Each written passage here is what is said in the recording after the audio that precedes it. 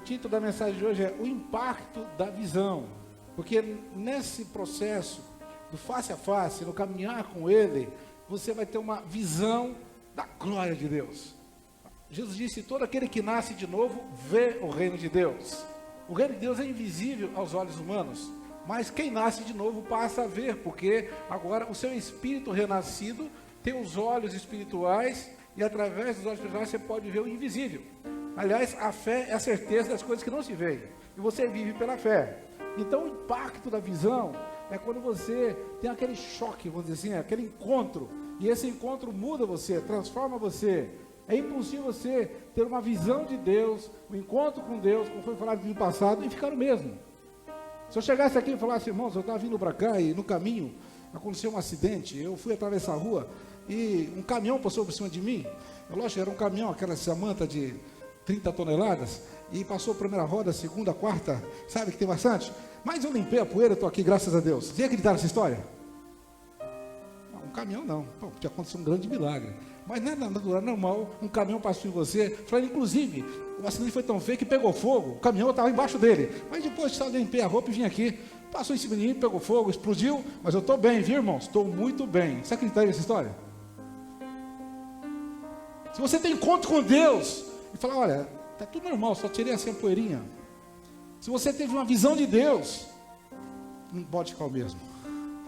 Se alguém caiu no fogo, vai ser queimado. Amém? Se ninguém for atropelado por ele, porque ele vai te atropelar também, e vai até te esmagar se necessário, vai esmagar o seu eu, e vai triturar você se necessário, e você vai estar tudo quebrantado, vai falar assim: eu tenho misericórdia de mim, pecador, Senhor, que nem Isaías clamava: eu sou um pecador, tenho os lábios impuros. Quando você contempla ele, você se vê tão impuro, tão indigno, que você começa a gritar por misericórdia.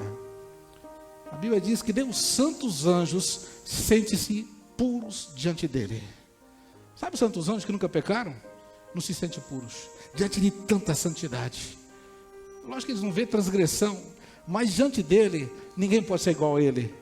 Ninguém consegue ser, porque ele é, inclusive os serafins, aqueles anjos, ou aqueles seres angelicais, ficam mais próximos de Deus. Eles olham para Deus e começam a clamar um para o outro, exclamando, admirados: santo, santo, santo é o Senhor dos exércitos. A terra está cheia da sua glória. A visão não é só extraordinária, ela é transformadora. É o que Jacó fala em Gênesis 32, 30. Olha, ele teve encontro com Deus ali, um anjo apareceu, Deus em forma de anjo ali, naquele momento, se manifestou a ele, e foi tão tremendo, porque ele passou a noite inteira lutando com Deus. Observe que ele não lutou contra Deus, mas lutou com Deus. E você tem que lutar com Deus, não contra Deus, tá? Lutar contra alguém é um combate, lutar com alguém é uma parceria. Deus quer que você lute com Ele, para que você, juntamente com Ele, vença você mesmo, porque o seu maior problema está dentro de você. E o maior problema seu é o que está escrito na carta de identidade, que tem o seu nome. Que Deus quer que você lute para vencer o seu próprio eu. Amém? A maior libertação que acontece num processo de transformador, da redenção e da santificação, exatamente quando você começa a vencer o seu próprio eu. Porque Paulo dizia assim: olha, eu vejo, apesar do meu interior, eu ter prazer na lei do Senhor, na lei de Deus, olha, nos meus membros eu vejo uma lei que me arrasta para o pecado, me prende no pecado. Que miserável homem que eu sou. E quando você então se encontra com Deus, você se vê tão pobre e miserável que clama como Paulo: ai de mim que vou perecendo como Isaías. Ai, e você fica em pânico como Jacó, quando teve aquela escada de anjos e Deus estava lá do lado dele, e ele falou: quão terrível essa visão, Deus estava aqui, eu não sabia. Gente, o encontro com Deus, então, nessa visão, nesse encontro face a face, não é só algo extraordinário, mas também transformador. Amém? Como Jacó teve toda uma história, eu vou falar um pouquinho sobre ele mais para frente, mas só fazer um pequeno resumo aqui. Quando ele chegou naquele lugar que depois ele chamou Peniel, porque ele viu Deus face a face, 3 coisas aconteceram. O seu passado foi tratado. Ele não era mais Jacó. Jacó era coisa do passado. A partir dali ele era Israel. Amém? Segundo, o seu presente, aquele momento presente, angustiante que ele está vivendo, foi tremendamente transformado. E o seu futuro foi poderosamente e abundantemente abençoado. Então, quando você tem essa visão da glória de Deus, essa visão de Deus, quando você vai chegando face a face com Deus, acontecem essas três coisas maravilhosas. O seu passado é tratado, o seu presente é transformado, e o seu futuro já é abençoado abundantemente para a glória de Deus. Amém? Todos os homens que marcaram a história bíblica, os grandes que fizeram aqueles grandes feitos para Deus, esses grandes feitos foram precedidos de experiências gloriosas que eles tiveram com Deus, com a glória de Deus. Por exemplo, Enoque. Quando você tem uma experiência com a glória de Deus, você não quer mais ficar aqui, você não quer mais sair de lá. Quando você entra no santo lugar, você fala, é aqui que eu quero ficar, amém? Não é isso que nós cantamos? Quem já entrou no santo dos santos, não é assim que fala a canção? Agora não quer mais sair de lá, quer? Quem experimentou? Temos que experimentar. Noé teve um encontro com Deus, Deus falou com ele, Deus comanda para ele. E ele foi o homem que marcou a história, mudou a história. Ele marcou todo um ciclo que acabou e inicia uma nova geração através de Noé. E Deus falou com Noé. Noé foi um adorador, foi um homem obediente. A Bíblia diz que havia violência na terra, uma iniquidade muito grande. Deus ficou tão triste. Até a expressão bíblica ali em Gênesis fala que Deus se arrependeu de ter feito o homem. Uma expressão uma expressão muito forte para dizer a tristeza de Deus tão profunda em ver o homem naquela situação. Mas assim, e Noé achou graça diante de Deus. Apesar de tudo aquilo, naquela sociedade corrupta, Noé achou graça diante de Deus. Por que ele achou graça? Porque ele já caminhava com Deus. Ele conhecia Deus. Ele era conhecido por Deus. Ele sabia quando podia contar com Noé. Abraão teve várias experiências com Deus, uma delas muito marcante. Ele hospedou anjos e o próprio Jesus estava ali. E depois ele conversou com o Senhor Jesus. E Jesus menciona isso em João capítulo 8, versículos 56 e 58, fala, olha, Abraão esteve comigo. Eu estive com Abraão. Abraão viu os meus dias e se alegrou. E não apenas Abraão viu falar do Messias que haveria de vir, o Redentor, mas ele viu. Isso foi uma experiência gloriosa. Foi uma teofania. Quando Deus se manifesta assim, de uma forma corpórea, como homem. Outros homens, como o próprio Jacó, várias experiências maravilhosas. Moisés, várias experiências maravilhosas. Josué, o próprio Senhor esteve com ele ali. O anjo do Senhor falou com ele. O Senhor dos exércitos comandava a conquista de Jericó. Veio trazer pessoalmente as estratégias para Josué. Encontros marcantes. Podemos falar de Sansão, os pais dele também viram um anjo, vieram falar com ele, e foi extraordinário. Depois Samuel tem experiências ouvindo o próprio Deus, e tendo experiência de intimidade. Samuel falava assim, ele vivia face a face com Deus, no sentido de intimidade. O próprio Davi fala de Deus, muita intimidade com Deus. Ele fala, eu vi o Senhor dizendo ao meu Senhor, assenta-te à minha direita, até que eu coloque os teus inimigos debaixo dos meus pés. E Jesus explicou esse texto assim, como Davi podia chamar de Senhor, se ele fosse seu filho? Então, na verdade, Jesus que nós chamamos o filho de Davi, descendência humana, na verdade é o Senhor de Davi. E Davi reconheceu isso, por quê? Teve experiências gloriosas com o Senhor.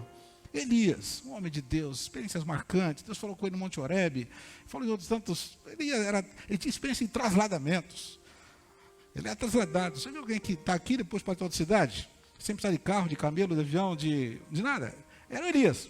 O Elias, ele tinha um transporte aéreo especial, que a tecnologia não conseguiu desenvolver ainda, Só os filmes de ficção as pessoas conseguem transporte assim, Tem aquela maquininha para você entrar ali e transporta. Elias já tinha essa maquininha, só que ela era celestial, O Obadias falou, Senhor, eu não posso dizer que você está aqui, viu, Elias? Porque eu chamo o rei para cá para te pegar, porque ele quer te prender. Quando chegar aqui, você não vai te encontrar.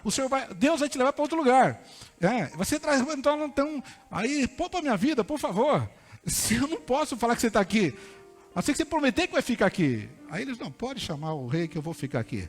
Porque Elias tinha experiências com Deus, de trasladamentos. Ele ficou tão prático de trasadamento que ele nem morreu. Ele foi trasladado para o céu depois. Foi ficando tão bom esse negócio. E foi aperfeiçoando. Que chegou a um ponto que eram carros de fogo levaram ele para o céu sem experimentar a morte. Amém? Eliseu, homem de Deus. Ele é chamado até o vidente. Vidente é porque via. Ele via. No seu espírito. Leia mais sobre Eliseu. Fala assim, eu queria ser igual a ele.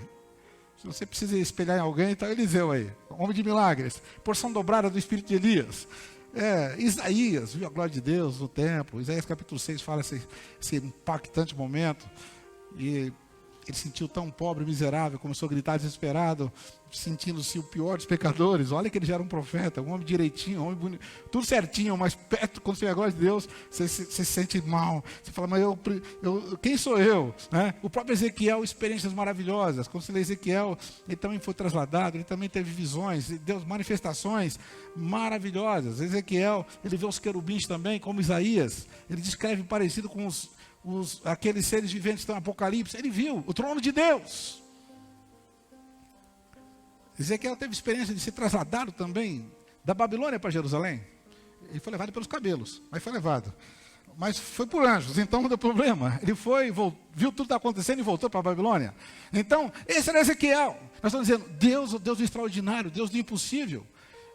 Vivemos nos dias hoje que a gente se conforma em pensar na salvação futura, em ver a glória de Deus futura, quando Deus quer se manifestar no tempo presente.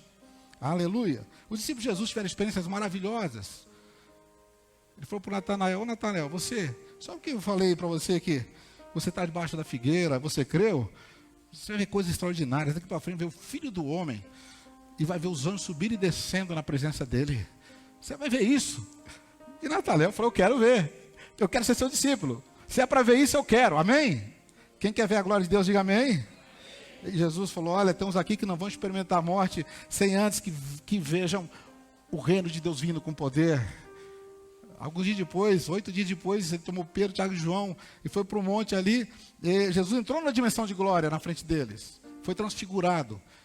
Quer dizer, mudou de figura. Essa figura humana, ela foi transformada repentinamente.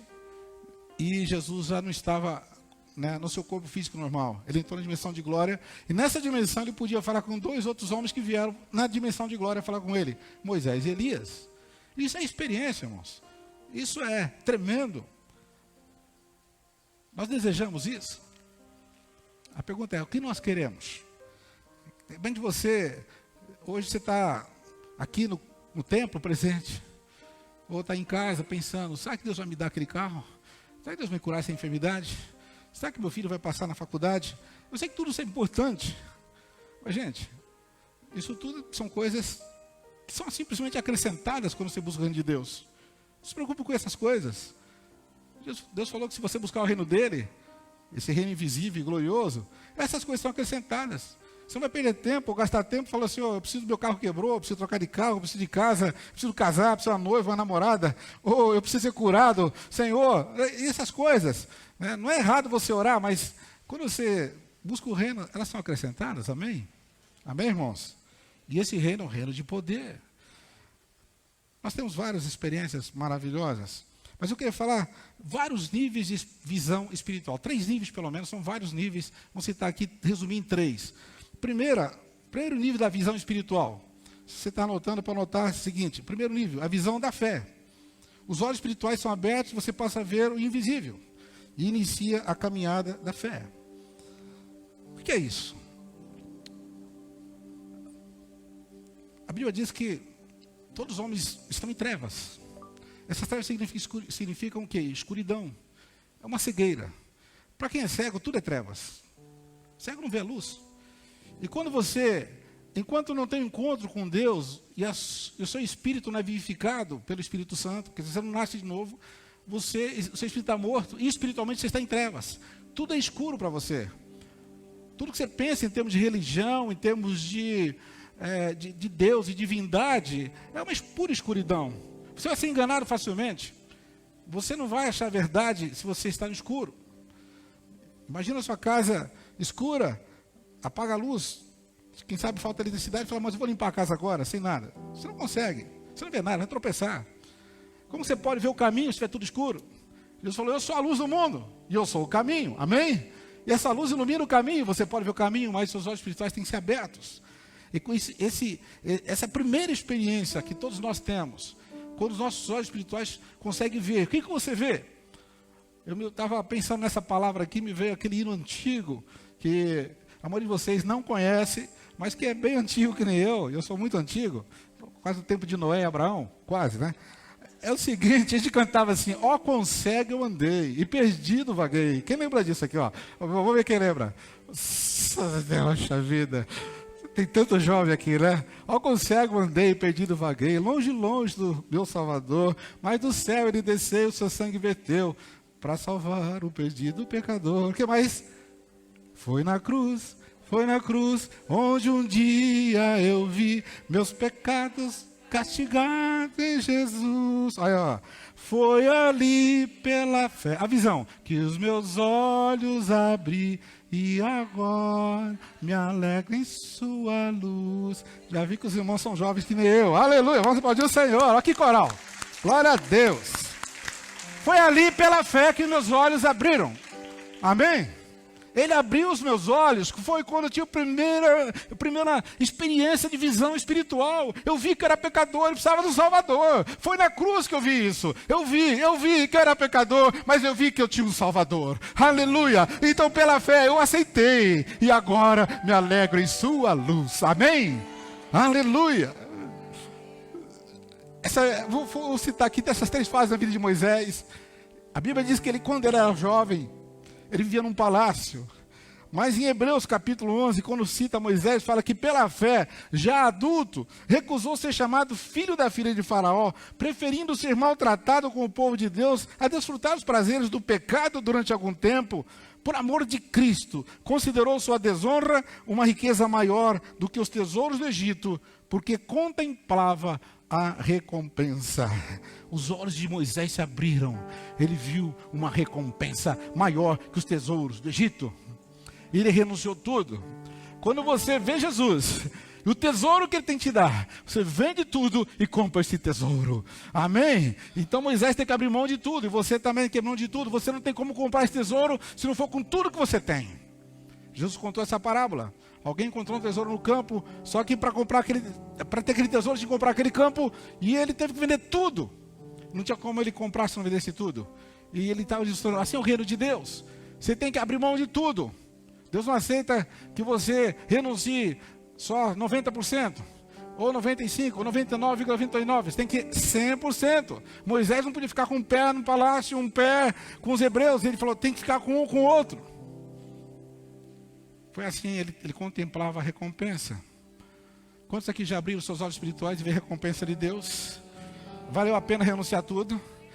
Ou você está pensando um pouquinho, acho que está fazendo falta. Que pena que eu perdi aqueles prazeres, aquelas baladinhas, aquelas bebidinhas, aquelas coisinhas, sabe, que você deve renunciar. Valeu a pena, amém?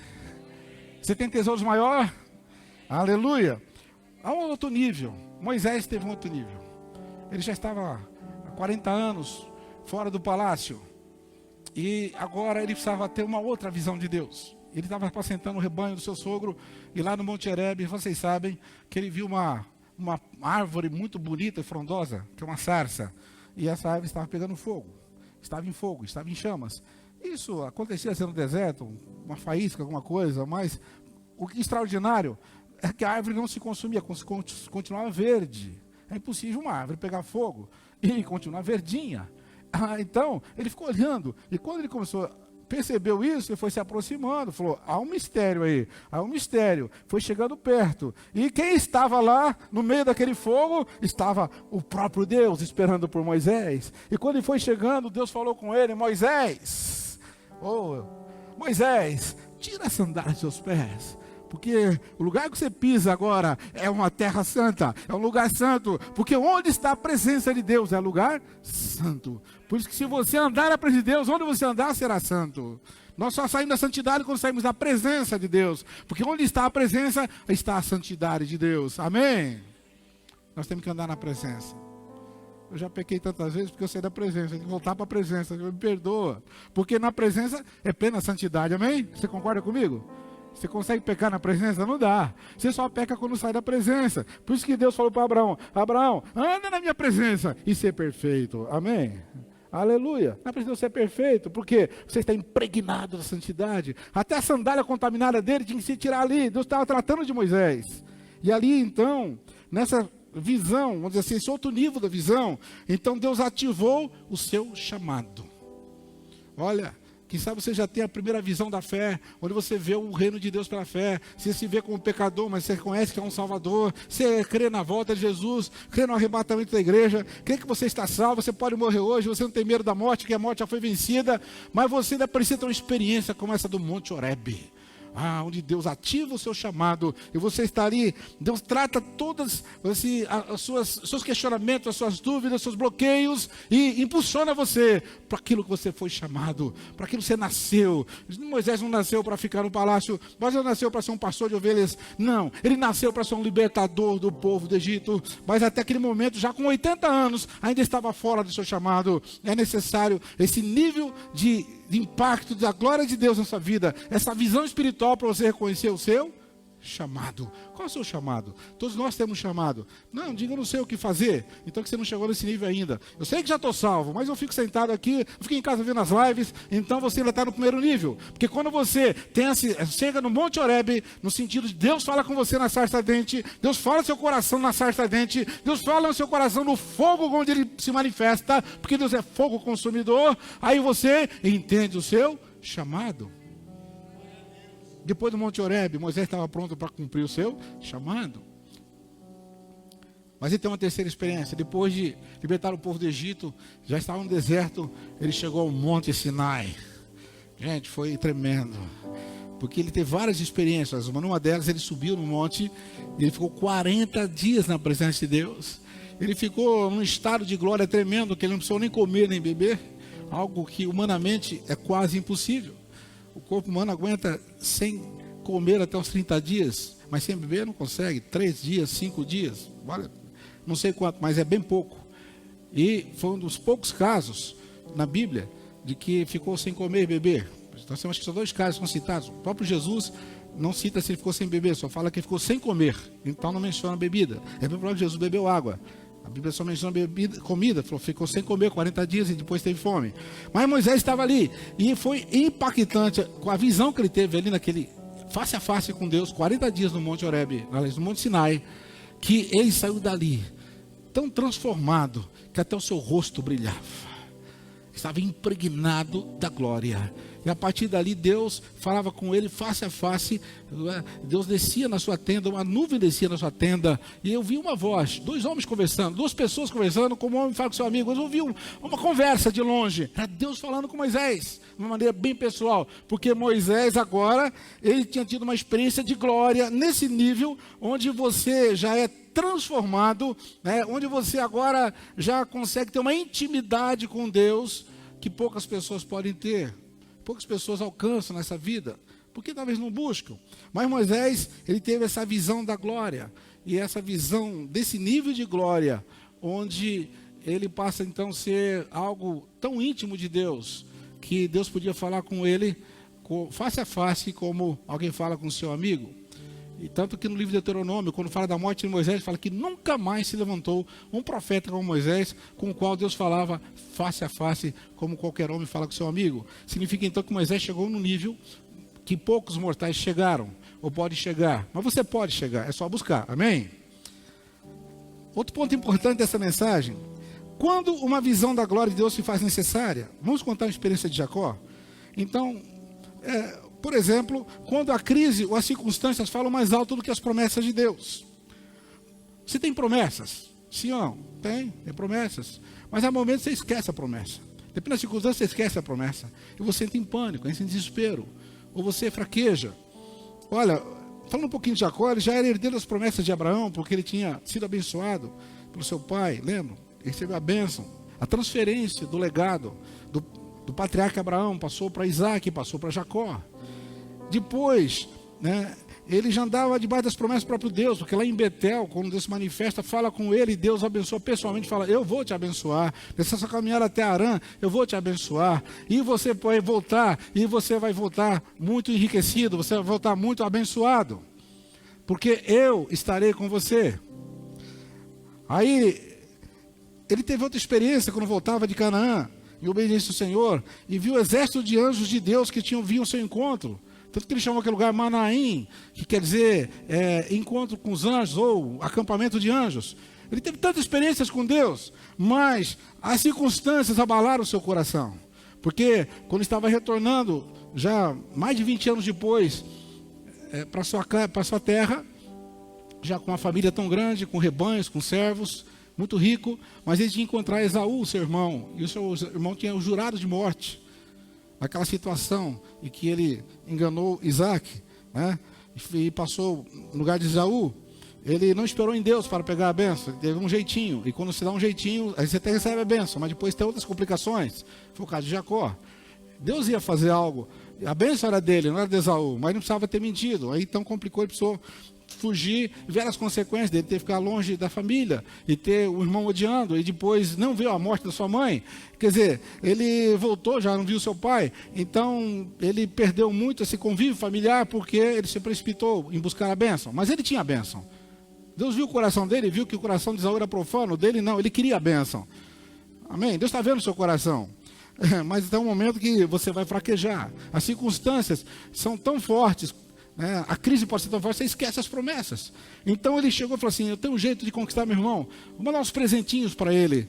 E ele mandou um rebanho de ovelhas, de cabras e bodes, e mandou também vacas e touros, mandou também camelos, e mandou, eu fiz a conta aqui, ele mandou 550 animais de presente ao seu irmão, na frente dele, quando ia chegando, para tentar acalmar o coração dele. Ele mandou em vários grupos. Grupo de gado, grupo de ovelhas, foi mandando grupos e falou, vai acalmando ele, fala que eu estou vindo. E fala assim pro meu irmão quando chegar, fala para Esaú, esse aqui é um presentinho do Jacó, e ele está vindo aí, tá? E depois chegou outro rebanho, e 550 animais para acalmar. E ele, aqui não fazia falta para ele, já pensou como ele estava rico, né? Tirar do seu rebanho 550 e continuar rico.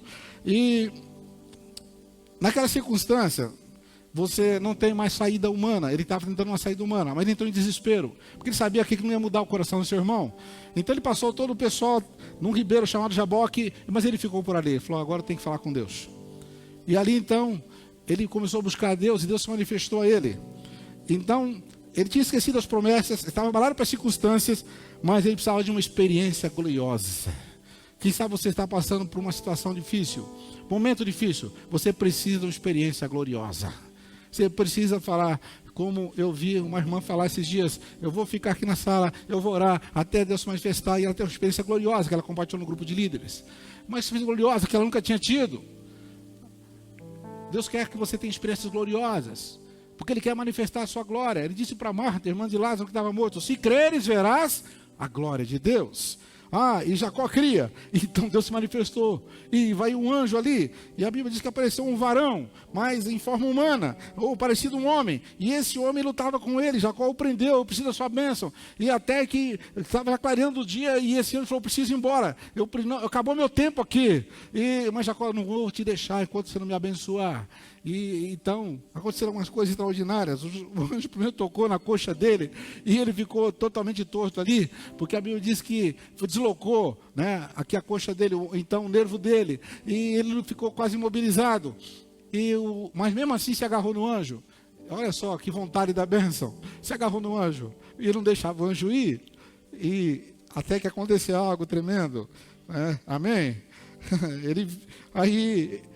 Ele recebeu a bênção, o seu passado foi tratado, o seu nome foi mudado, aleluia. E aqui ele chamou aquele lugar Peniel, que eu vi Deus face a face, a minha vida foi poupada. Quem merece ver Deus, quem consegue ver Deus e continuar vivo, não consegue. E foi o que Deus falou para Moisés, você quer ver minha face? Ninguém pode me ver e viver. Ele falou, Senhor, eu quero ver a tua glória, Senhor, eu quero ver. E Jacó até me queria. Então, lógico que Deus simplificou ali a dimensão de glória para se manifestar a Jacó. Mas ele viu Deus face a face. Que experiência! O resultado da experiência gloriosa. O seu passado foi tratado, aquele Jacó problemático, Jacó quer dizer usurpador, enganador, aquele que agarra no calcanhar, usurpador, tem tantas versões do nome de Jacó, acho que nenhuma é boa. Então, mas Deus falou, então esquece o passado, vou mudar o seu nome, a partir de agora você é Israel, porque como príncipe lutaste com Deus e prevaleceste, amém? Ele prevaleceu contra Deus? Não, contra ele mesmo, contra a carne dele, contra Jacó. Ele conseguiu matar o Jacó e nasce o Israel. Amém? É o que Deus quer fazer, quando tem experiência gloriosa. Morre essa pessoa e nasce uma outra. Quer dizer, é um tempo novo, um ciclo novo, tão novo, que é como seu nome, Deus até muda o seu nome no céu. Aleluia. Como mudou de Abrão para Abraão, tanto Sarai para Sara, Jacó, mudou o nome de Pedro. De quando eles mudam o nome, às vezes não precisa, mas eles mudam para marcar. Então, e o seu presente foi transformado. Saiu mancando porque ele ficou marcado com aquela experiência. Talvez você tenha que passar por um UTI, você tem que passar por uma perda, uma falência, por um desemprego, uma crise conjugal. Mas isso vai marcar você. Isso que é a mudança de experiência. Conhecia só de ouvir. É o nível de experiência. É o nível de relacionamento. Agora os meus olhos te veem. É o que Jacó disse. Eu vi Deus face a face. E o seu futuro foi poderosamente abençoado. Saiu mancando, mas abençoado.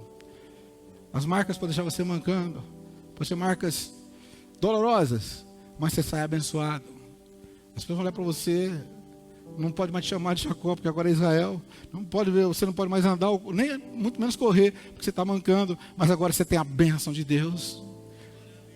O irmão dele vinha com 400 homens para encontrar com ele. Que encontro amistoso, precisou de 400 homens para encontrar o Jacó. Era para ter medo, né, irmãos? 400 homens. Mas, depois de abençoado, quando Esaú viu, não conseguiu fazer nada contra ele. Correu, o abraçou, o beijou e chorou. Depois você está marcado por Deus, as pessoas se veem diferentes. As pessoas, elas veem algo tão extraordinário que elas são transformadas só em tocar em você. Elas são transformadas só em estar com você. Porque você passou por uma experiência de glória. E isso fica tão impregnado que agora as pessoas olham para você e já não consegue reagir como reagiria antes. Porque você agora tem a presença, a marca da presença, a marca da glória. Amém?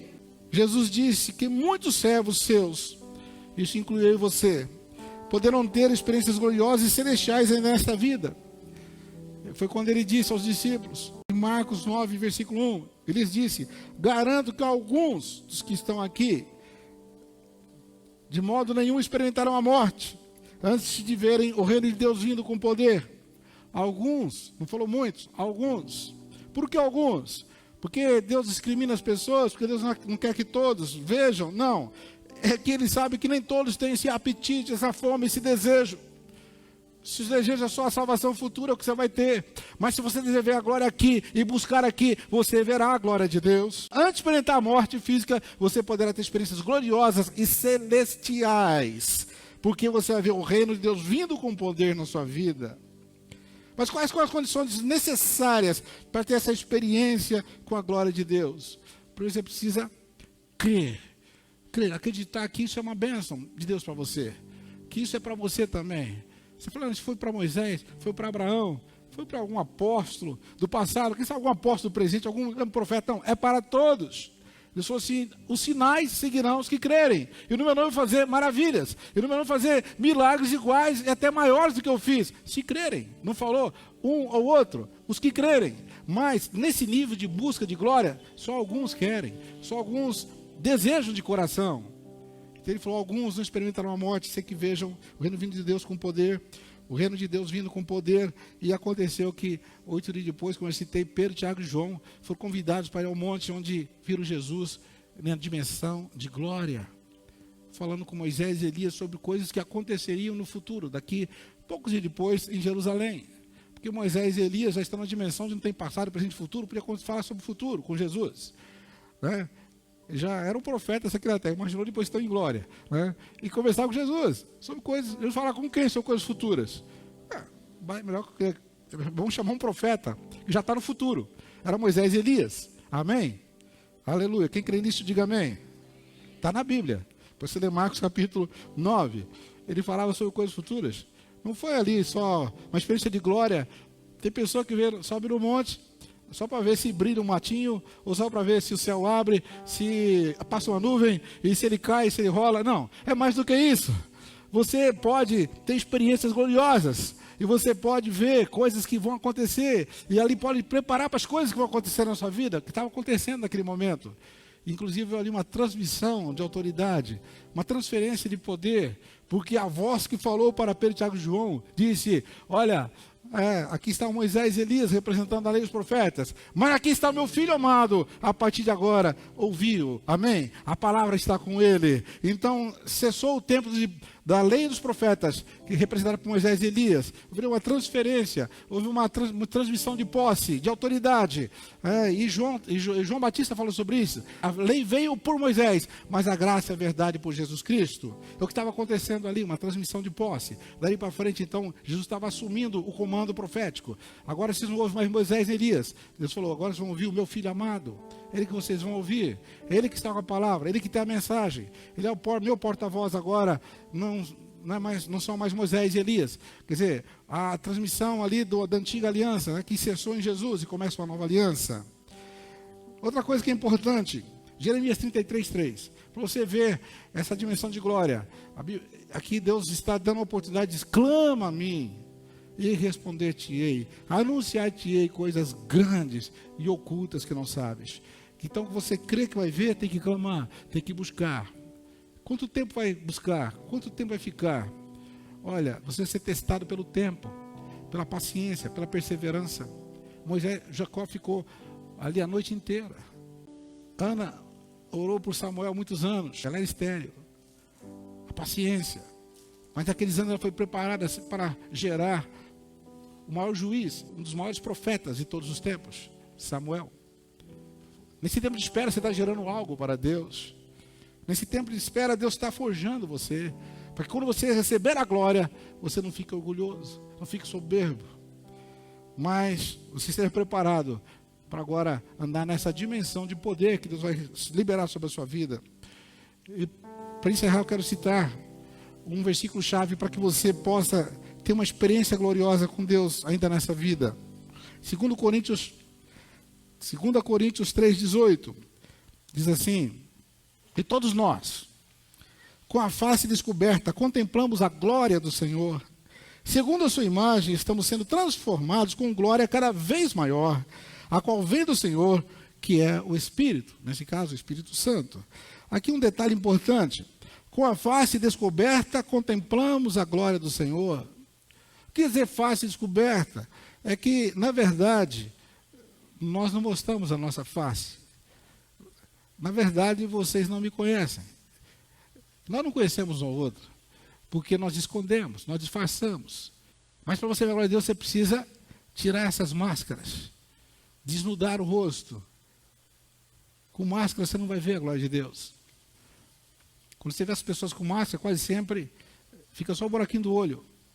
Nesse caso, esse tipo de máscara da soberba e outras máscaras que a gente coloca, nem o olho fica, você não consegue ver nada. Quando você tira a máscara e diz, contemplamos a glória do Senhor.